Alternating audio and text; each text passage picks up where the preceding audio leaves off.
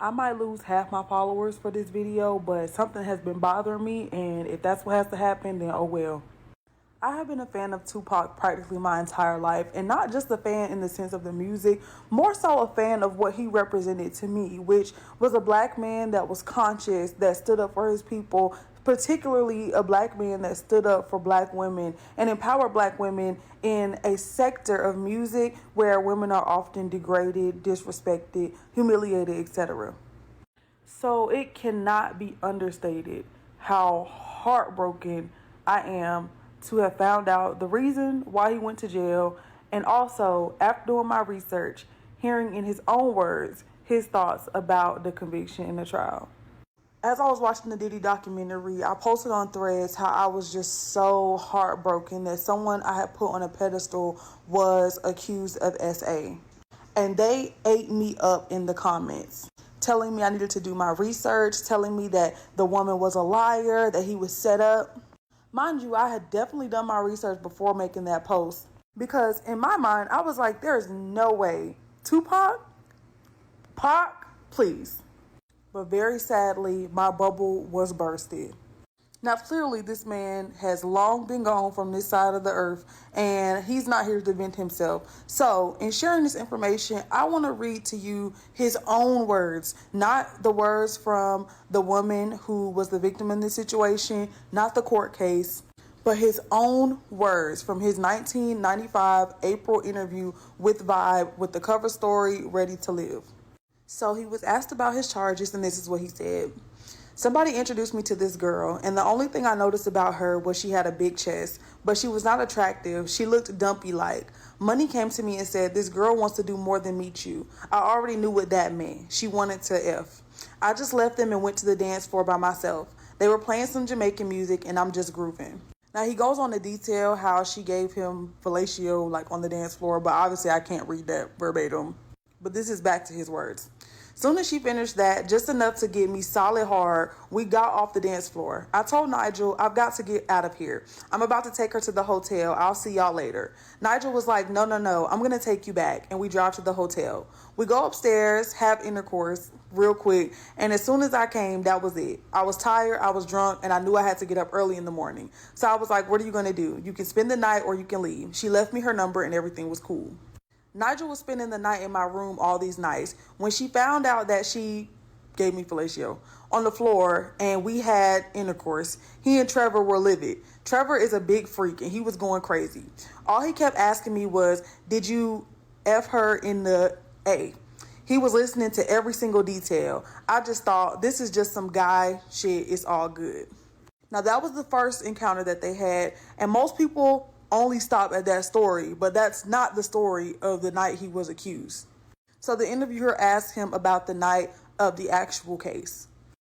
We had a show to do in New Jersey at Club 88. This dude said, I'll be there with a limo to pick you up at midnight. We went shopping, got dressed, and we all got ready.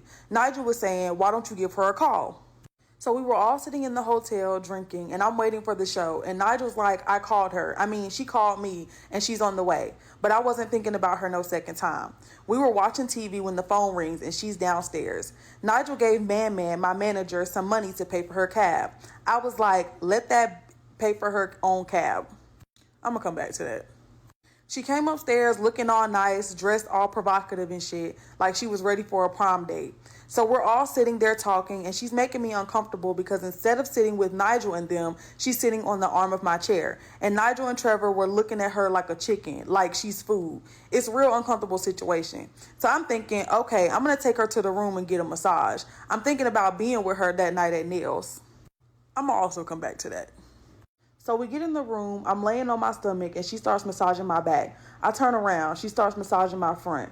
This lasted for about half an hour. In between, we would stop and kiss each other. I'm thinking she's about to give me another BJ, but before she could do that, some niggas came in and I froze up more than she froze up.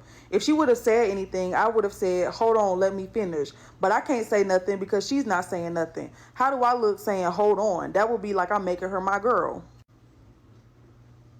So they came and they started touching her butt. They going, ooh, she's got a nice butt. Nigel isn't touching her, but I can hear his voice in leading it. He's like, pull her panties down, put her pantyhose down. I just got up and walked out the room. When I went to the other suite, Man told me that my publicist at the time had been there for a while and was waiting in the bedroom of that suite. I went to see her and we talked about what she had been doing during the day, and then I laid down on the couch and went to sleep. When I woke up, Nigel was standing over me going pop, pop, and all the lights was on in both rooms. The whole mood had changed, you know what I'm saying? I felt like I was drugged. I didn't know how much time had passed. So when I woke up, it was like, you're going to the police, you're going to the police. Nigel walks out the room, comes back with the girl. Her clothes is on, nothing's tore. She's just upset and crying hysterically. Why would you let them do this to me? She's not making sense. I came to see you. You let them do this to me. I'm like, I don't got time for this shit right here. You got to chill out with all that shit. Stop yelling at me and looking at me all crazy. She said, this is not the last time you're going to hear from me, and slammed the door. When I read those words, disturbed doesn't even begin to describe how I felt. This man, who I thought at the very least was respectful to black women, was anything but that. Let that bitch pay for her own cab is wild. And then you claim that she made you feel uncomfortable, and your response to feeling uncomfortable is taking her to another room so you can have sex with her?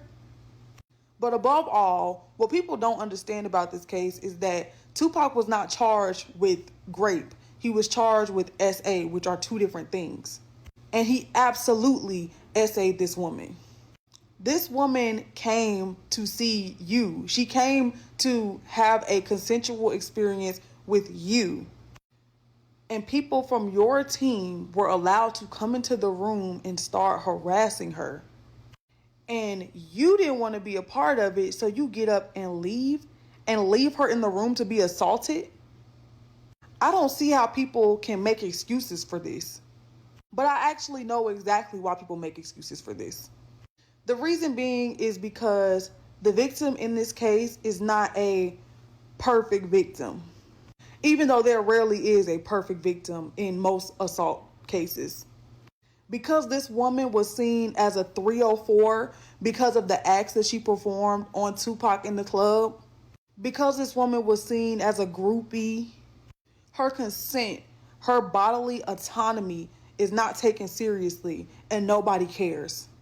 I've seen people talk about the interview that she did, and because she's not a likable victim, it's like her story doesn't matter.